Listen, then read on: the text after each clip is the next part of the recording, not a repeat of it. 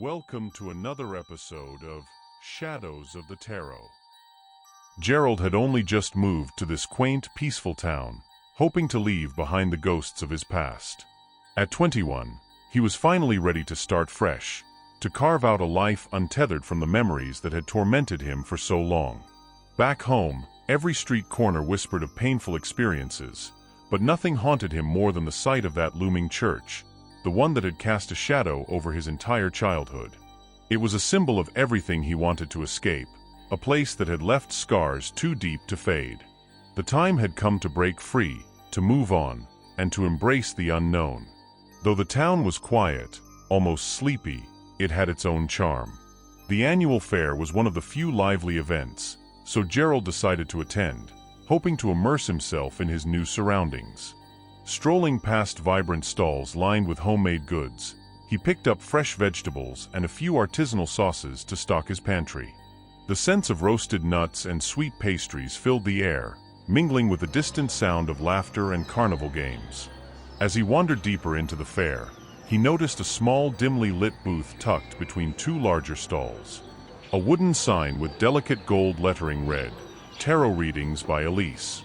Curious, and perhaps seeking reassurance about this new chapter in his life, Gerald stepped inside. Elise, a woman with an air of quiet wisdom, greeted him with a knowing smile. The candlelight flickered as she shuffled the cards, laying them out in careful precision. She read his past, present, and future with startling accuracy, each revelation peeling back a layer of his inner world. His future, she predicted, held the promise of relief, an end to his inner turmoil, a newfound sense of peace within himself. Then, as was her custom, Elise reached for a small antique tin, drawing out a separate deck for further clarity. She fanned out the cards before him, inviting him to choose. As Gerald hovered his hand over the spread, an odd sensation crept over him. One card, in particular, radiated an intense warmth, almost burning against his palm. Hesitant yet intrigued, he selected it. Elise turned it over and revealed the Hierophant. Her voice was steady as she explained its meaning. The Hierophant represents the bridge between the material and the spiritual, a path to greatness, fulfillment, and self-discovery. It speaks of tradition, guidance, and the challenge of balancing external expectations with inner truth. If you can learn to follow your own rules while remaining true to your conscience, you will find liberation from the oppression that binds you. She hesitated before adding, "It can also signify a conflict with authority, perhaps a power figure from your past." A chill ran down Gerald's spine, but instead of fear, he felt an unexpected sense of clarity. He had spent his whole life shackled by the rules and expectations of others. Maybe now, in this town, he could finally break free and live by his own design. With a grateful nod, he thanked Elise, feeling lighter than he had in years. The past was still there, lingering like a shadow, but for the first time, he believed he had the strength to step beyond it. Gerald wandered through the fair for quite some time, letting the lively atmosphere distract him. The chatter of families, the distant clang of carnival games, and the scent of sweet pastries created an almost dreamlike haze around him. But then, he saw someone. A figure from his past. At first, it was just the back of a man, but something about him struck Gerald like a bolt of ice to the chest. The shape of his shoulders, the way the fabric of his long robes draped over his frame, it had to be him. A cold sweat prickled at Gerald's skin. His breath hitched. Without thinking, he quickened his pace, weaving through the crowd until he was ahead of the man. He stopped at a nearby stall, pretending to examine the handcrafted trinkets on display. His hands trembled as he picked up a small wooden carving, but he wasn't really seeing it. He was only waiting, forcing himself to turn. And then he did. The moment his eyes landed on the man's face, nausea twisted in his stomach. Years had passed since he had last looked upon those features, but time had done nothing to soften the horror of recognition. It was him, the beast from his past. The monster that had haunted his childhood, had filled his nights with restless terror. Gerald's chest tightened as he watched the man, the beast, smiling warmly at passers-by, handing out flyers with practiced ease. The words on them were clear even from a distance. Youth Group Church of the Holy Path. The sight made Gerald's blood run cold. It was happening again. The cycle was repeating. How many more would fall into his grasp? Before he even realized what he was doing, Gerald moved forward, his head slightly bowed. His fingers trembled as he reached out and took one of the flyers from the beast's outstretched hand. At home, Gerald sank into his chair, a glass of whiskey cradled in his trembling hand. He took a slow sip, letting the burn settle in his throat as he unfolded the flyer. His eyes scanned the neatly printed words, but his mind was far from the page. His stomach twisted in disbelief. Of all the towns in the world, of all the places he could have chosen to start over, how had he ended up here? It had to be fate. Or maybe some cruel joke. Father Patterson. The name was carved into his memory like a scar that never fully healed. He had always wondered what had happened to the beast, whether he had disappeared, been exposed, or continued his work in the shadows. And now, here he was, standing in plain sight, still wearing that mask of righteousness. Gerald's grip tightened around the flyer. His parents had always thought there was something wrong with him. A troubled child, they had called him. Difficult. Rebellious. He never fit into the mold they had so carefully crafted for him. Never cared for the things they wished he would. And then, at 12 years old, Gerald had gathered the courage to tell them the truth. "I think I might be gay." The words had barely left his mouth before he saw the disappointment flicker in their eyes. His parents, stuck in their old-fashioned ways, refused to hear it. They told him he was too young to be thinking such thoughts, that it was just a phase. That social media, his friends, or something unnatural had put these ideas in his head. And that was when Father Patterson stepped in. The good priest had a solution for boys like Gerald, boys who were confused, boys who needed to be fixed. He called it a service, a way to retrain them, to set them back on the right path. What it really was, what Gerald knew firsthand, was something far darker. A system built on shame, fear, and pain. A method designed to break spirits, to strip away identity, to beat the truth out of boys like him until there was nothing left but obedience. And his parents? They had handed him over willingly. Gerald closed his eyes, his jaw clenched so tightly it ached. He had spent years trying to outrun those memories, burying them under layers of distance and time. But now, sitting in his new home with that flyer in his hands, he realized the past wasn't done with him yet. And this time, he wasn't sure he could ignore it. At first, the visit seemed harmless. Father Patterson would sit across from Gerald, reading long passages from the Bible, his voice slow and deliberate, as if the weight of the words alone could purge the so-called wickedness from the boy's soul. Again and again, he insisted that Gerald's feelings were unnatural, that they were a sickness in need of healing.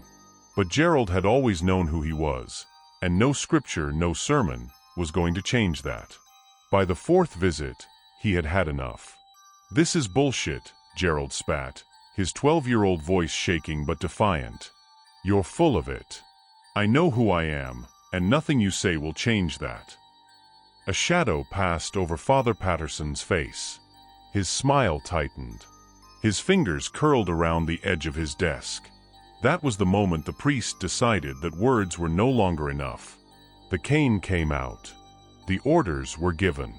Gerald was told to lean over the desk, and the first strikes landed sharp and swift. But Gerald only laughed. "It doesn't hurt," he taunted. "You can't beat the truth out of me." That was when the lesson turned cruel. The details after that were hazy, fragmented pieces of a nightmare Gerald had spent years trying to lock away. The feeling of helplessness. The weight of hands that should never have touched him. The whispered commands. The way the room had seemed to shrink, suffocating him in darkness. It had been more than pain. It had been something far worse. Gerald's fingers dug into the arm of his chair as the memories resurfaced, clawing their way to the present. He had spent years trying to forget, trying to bury it all under layers of time and distance. And now here he was, staring at a piece of paper with that man's name on it, the ink as fresh as the wounds he thought had long since healed. He wondered if Father Patterson would even recognize him after all these years. And more importantly, he wondered what he would do if he did. From that day on, Gerald made a decision. He would return to the church. Not out of faith, but out of something far darker. Every Sunday, he sat among the congregation, silent and watchful, listening to Father Patterson's sermons. Every word that fell from the priest's lips was bitter in his mind, laced with hypocrisy and the stench of old lies. To his relief, or perhaps disappointment, Father Patterson didn't seem to recognize him. Not once did his gaze linger, not even in passing.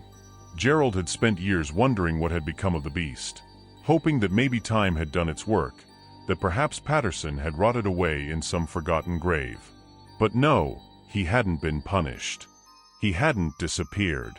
He had simply moved on, finding another parish, another flock, another opportunity to don his mask of piety. Gerald watched. He listened. And in the back of his mind, he plotted. He decided to go to confession.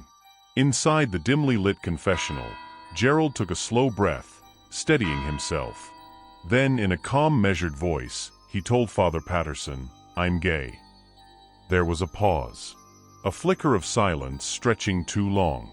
Then, to Gerald's utter disbelief, the priest responded with an ease that made his blood boil. "The church's views have changed in some places," Patterson said. "Here, in our parish, it is not seen as a sin. As long as you are comfortable with who you are accepted in the eyes of the Lord." Gerald clenched his fists. How could the church, the same institution that once condemned him, the same force that had backed Father Patterson's twisted lessons, suddenly shift its stance? How could it mold itself to the times as if its past sins had never happened? The rage in his chest burned like a slow, consuming fire.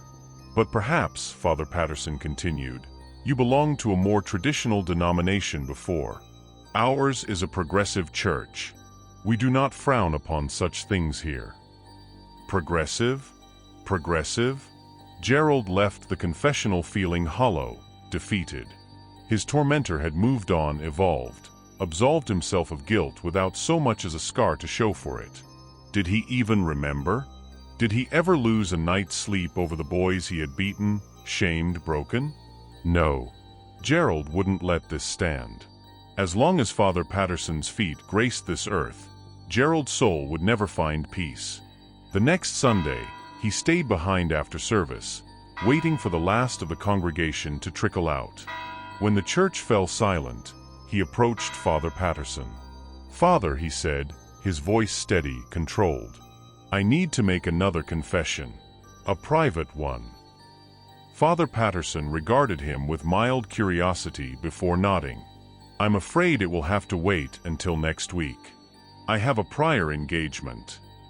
Gerald forced a polite smile, but inside, the fire raged hotter. Fine. He could wait. But not for long. The week crawled by, each passing day thick with anticipation. Gerald was restless, but for the first time in years, he felt certain. He knew what had to be done. He began making preparations. One by one, he gathered jerry cans, filling them with fuel until he had 10 lined up, each one a promise of the inferno to come. The scent of gasoline clung to his hands, soaked into his clothes, but he welcomed it.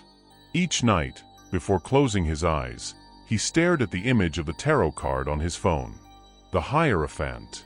He studied its details, memorizing every line, letting it imprint onto his mind. And when sleep finally took him, the vision came. He saw the flames first, towering, hungry, licking at the sky. The heat pressed against his skin, the air thick with the scent of burning wood and something darker. Then, through the fire, she emerged. The gypsy woman. She stood at the edge of the inferno, her piercing gaze locking onto his. She did not speak, but she did not have to. The truth was already within him. Yet still, she showed him. From the depths of the fire, a figure took shape, a beast writhing in the flames, its face twisting in agony. And then, as the fire roared higher, the beast's features sharpened, shifting into something familiar. Father Patterson. His skin blistered, his mouth contorted in a silent scream, but no mercy would come. The fire would not be stopped. Gerald awoke with a start, his pulse hammering, sweat dampening his brow. He took a slow breath, steadying himself. He had known all along what he had to do. But now, the vision had confirmed it. The week dragged on, each day stretching unbearably long. Gerald willed time to move faster, for the moment to arrive when it would all be over, when his soul could finally rest. And then, at last, the day came. The night before, under the cover of darkness, he had broken into the church. Moving with quiet precision, he placed the jerry cans of fuel inside a cupboard in the side office, out of sight but ready when he needed them. He had watched Father Patterson long enough to know his habits, his routines. The priest never left the church immediately after service. He lingered, moving through the empty pews, checking for forgotten belongings, ensuring everything was in its place. Gerald had counted on that. Even before the last parishioners had stepped out, he had already locked the back doors, securing them with a heavy padlock from the outside. There would be no escape. Then, with a steady breath, he approached Father Patterson. "Father, I'd like to make my confession." The priest nodded, leading the way to the confessional. The small shadowed space closed in around them, the familiar wooden screen separating them. Gerald sat in silence for a moment, letting the weight of the moment settle. Then he spoke. "Would you like to confess, Father?" A beat of silence. Father Patterson hesitated. "What do you mean?" Gerald leaned closer, his voice quieter now but laced with something cold. "Do you remember your last parish?" Through the screen, he saw the shift in the priest's posture, the faint, involuntary hitch of his breath. "The program for wayward boys," Gerald continued. A nervous swallow. Then, the realization hit. He heard it in Patterson's voice, a trembling, faltering attempt at control. I'm sorry," Father Patterson whispered. "I don't know what happened to me that day. I never meant to harm you." His words came faster now, desperate, pleading. "I haven't hurt anyone since. I left that parish for a reason. I tried to change. That's why I came here. This church is different. I wanted to be different." Gerald's hands curled into fists. A lifetime of pain. Years spent locking it away, trying to forget, trying to move on, while the beast simply moved on to a new town, a new congregation, absolving himself without ever facing what he had done. "No," Gerald said, his voice flat, final. "I don't accept your confession." Gerald pushed open the confessional door and stepped out, his movements precise, controlled. He had been waiting for this moment, planning for it. The crowbar was exactly where he had left it, just outside the confessional. Without hesitation, he gripped its cold steel handle, turned back, and entered the small, dimly lit space where Father Patterson sat. With one swift, brutal swing, he brought the crowbar down on the priest's head. The sickening crack of bone meeting metal echoed through the silence. Patterson slumped forward, unconscious, his body crumpling like a discarded rag doll. Gerald felt no fear, no hesitation, only calm. It was methodical, every action unfolding just as he had envisioned, just as he had dreamed. Moving quickly, he retrieved the jerry cans from the cupboard. The acrid scent of gasoline filled the air as he doused the priest, the liquid soaking into his robes, into his skin. He poured the remaining fuel across the pews, creating a trail from the altar to the back door, then looping around to the front. The church, once a place of so-called salvation, would now become a pyre. His work was almost done. Gerald picked up the crowbar and strode toward the front entrance. There, he paused. For a moment, he simply stood, looking out at the world beyond. The sky was a clear, brilliant blue, the sun casting warm, golden light over the peaceful town. Birds chirped in the distance, oblivious to the reckoning about to unfold behind him. He lit a cigarette, took a slow, deliberate drag, then flicked the lighter down onto the trail of gasoline. The flames roared to life in an instant, racing hungrily toward their prey. Gerald turned, walking away without urgency, without a glance back. As he reached his car, he exhaled a plume of smoke, watching it disappear into the crisp morning air. For the first time in years, he felt light. The beast was gone. And at last, he was free. Remember to like, subscribe, and share to others, so you don't miss an episode.